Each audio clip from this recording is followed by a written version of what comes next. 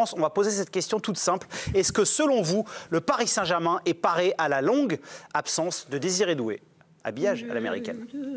Siani? Ouais, largement. Oh là, largement. David? Oui, pas largement, mais oui. Oui. Nico? Ouais. Donc c'est pas largement, tu vois. Ouais. C'est un peu... Ouais. Enfin, c'est la question, c'est oui ou non. Ouais. Bah, c'est ouais, ok. Oui. Contrat. Contrat, président? Bah oui aussi.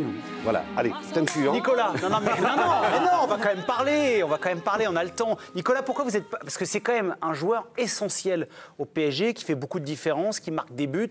Oui, mais là, t'es pas dans une situation d'urgence pour le Paris Saint-Germain. On est que début novembre et encore, on n'y est pas encore. En Ligue des Champions, t'es bien parti, t'es pas dans la même situation que l'année dernière. Et puis surtout, t'as des solutions sur le banc.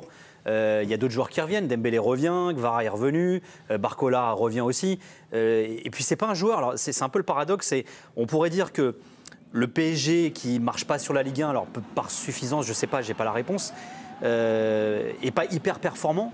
Mais Désiré Doué, c'est pas un joueur qui, même statistiquement, est indispensable au PSG depuis le début de la saison. C'est pas un joueur qui pèse énormément. Je parle juste des stats, je parle pas du style de joueur, etc. Bah, c'est 3 matchs, 3 buts de passe. Alors, pour les stats, Nico, on va aller faire un point. Pardon, j'ai un chat dans la gorge. On va faire un point avec Virginie, parce que je crois qu'en termes de stats, Désiré, il compte quand même. Bah, disons qu'il y a un PSG avec et un PSG sans Désiré Doué. Oui, Paris n'a jamais perdu quand il était sur le terrain. En revanche, il y a eu une défaite sur les 6 matchs joués sans lui. Et l'autre constat, c'est que les Parisiens marquent beaucoup plus de buts avec Désiré Doué dans la compo. 24 buts, c'est une moyenne de 3 par match. Et sans lui, c'est moitié moins. C'est 11 buts, ça fait moins de 2 par match. Dans le déplaise à M. Villas. Non, mais il y a une défaite. Okay. Mais, oui, non, mais sur les buts marqués... c'est une boulette. T'as dit une boulette, Tu débutes à la télévision, t'as fait une boulette. Là, c'est les stats du PSG avec et sans lui. Moi, je te dis que lui, en tant que tel, c'est 3 buts, je crois, une passe D. C'est pas, tu vois, le PSG, c'est en 3 matchs. Comment? Oui, d'accord, mais donc c'est bien la preuve qu'il n'est pas indispensable, parce que le PSG n'est pas à la rue sans lui, c'est ça que je veux te dire. Après s'il est là, c'est mieux, bien sûr, on est d'accord. Siani, vous avez dit largement, vous. Pour quelle raison? Parce que je trouve que le PSG reste quand même un club avec un effectif que très peu d'équipes ont. Enfin, je veux dire, effectivement, c'est un joueur assez unique, talentueux. On a vu. On parle de l'homme du match de la dernière finale avec des champions. Sûr. Mais le Paris Saint-Germain, je rejoins ce que dit Nicolas, est capable d'exister sans Désiré Doué. Je veux dire, si avec Vara, avec Barcola, avec Dembélé, effectivement, le Paris Saint-Germain n'arrive pas à tourner. Avec Nuno Mendes qui est en grande forme. Enfin, je veux dire, ils ont la matière, ils ont le matériel pour pallier à l'absence de Désiré Doué pendant quelques semaines. Et puis devant, ils ont des bonnes surprises aussi, parce que là, on parle des stars, mais ils ont aussi l'arrière-banc. Parce que tu parles de Mayoulou. Chaque fois qu'il est rentré, il a été excellent.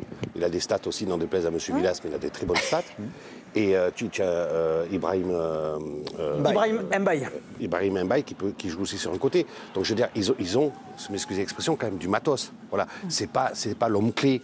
C'est un joueur extrêmement important. On parle du plus grand club du monde, enfin, ou de l'un des plus grands clubs du monde. Le meilleur club d'Europe. Si donc un joueur est blessé, et alors on dit gravement, très gravement, bon, c'est 7 semaines, avec 2 semaines internationales, ce sera moins, peut-être 6 semaines. Il va aller faire un tour au Qatar. Un remède fantastique, il va revenir. Qui a dû se passer Ousmane Dembélé, notre ballon d'or pour l'éternité. Oui. Bon, voilà.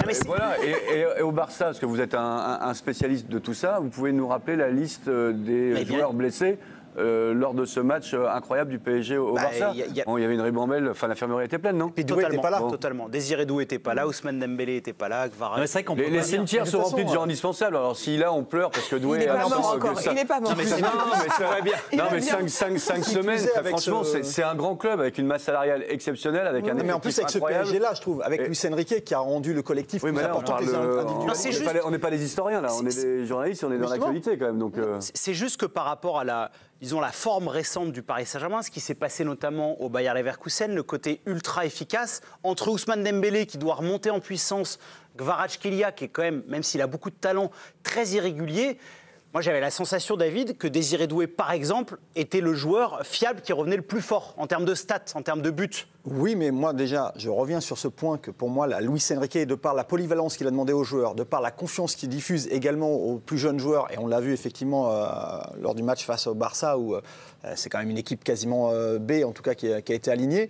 Il y a ce paramètre-là où, pour moi, et c'est ce qu'il a voulu mettre en place, il n'y a plus ce côté... la Mbappé dépendance ou d'autres joueurs qu'on a pu avoir auparavant. Et l'autre point également qui joue pour moi, c'est le timing un petit peu de cette blessure. C'est qu'on n'est pas en février ou mars où tu peux avoir des matchs coup près où tu n'as pas le droit à l'erreur. Là, tu as un petit matelas en championnat et en Ligue, enfin en championnat pas trop, mais en Ligue des Champions où tu peux te permettre d'avoir une défaite. En Ligue 1. Ouais. Après, la réalité, c'est qu'ils pètent tous. Hein. Oui, alors justement, j'ai pas qu'au PSG. Non, mais j'avais une question. Bien sûr.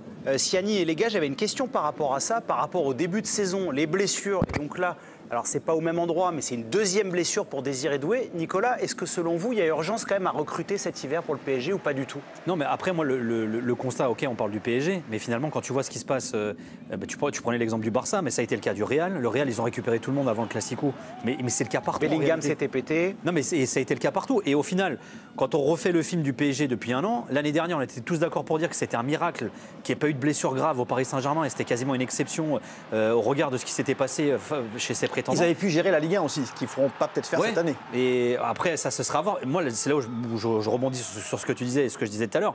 On est seulement au mois de novembre. Et encore, on n'y est pas, on n'y est même pas encore. Mais c'est vrai qu'on ne peut pas dire Ousmane Dembélé était le ballon d'or du PSG, un ballon d'or collectif, et lui-même l'a dit, et Luis Enrique l'a dit. Et maintenant, finalement, se dire le PSG va dépendre d'un joueur. C'est sûr qu'avec Désiré Doué, t'es mieux. C'est sûr que le Bayern arrive, et là, ça va être un vrai gros test. Et c'est sûr que c'est mieux de jouer face au Bayern qui est pleine bourre avec Ousmane Dembélé. Bah, il n'est pas là. Avec Désiré Doué. Avec Doué, pardon. Ouais. C'est pas grave. Bernard, est-ce que. Oui, peut-être que c'est un non, ça va pour Ousmane. Tout va bien pour Ousmane Dembélé. Juste, est-ce que l'absence de Doué, selon vous, ça change le rapport de force pour le match du Bayern mardi prochain? Un petit peu. Après, il faut voir l'état de forme aussi des autres.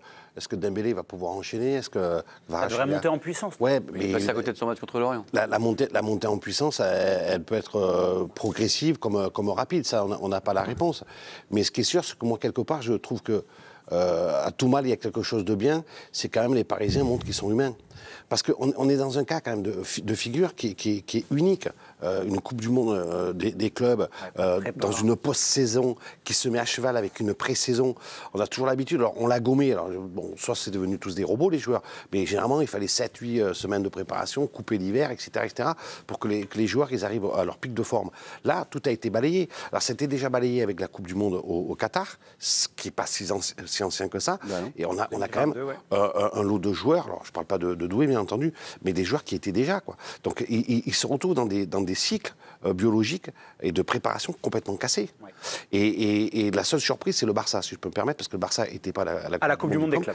Et ils ont eu des pépins. Mais on verra ce printemps. Très bien. Bon, bah écoutez, pas d'inquiétude pour le Paris Saint-Germain sans Désiré Doué. On rappelle quand même que le Bayern Munich, c'est 14 matchs, 14 victoires. On attend tous cette soirée. Et Harry Kane. Harry Kane en forme, Luis Diaz, Michael Olise, bref, ils sont tous en pleine bourre. Du niveau avec Kompany qui a prolongé. On se moquait tous en Allemagne de son arrivée, mais pourquoi vient-il là, ce garçon inexpérimenté, Kompany, Vincent Kompany, aujourd'hui Vous découvrez pas Vincent Kompany, non, Bernard? Non, c'était une boutade. Non, il y avait quelque chose, je pense. C'est un ami de la famille. Ah d'accord, pas de souci. Mais c'est vrai que vous êtes amis avec tout le monde.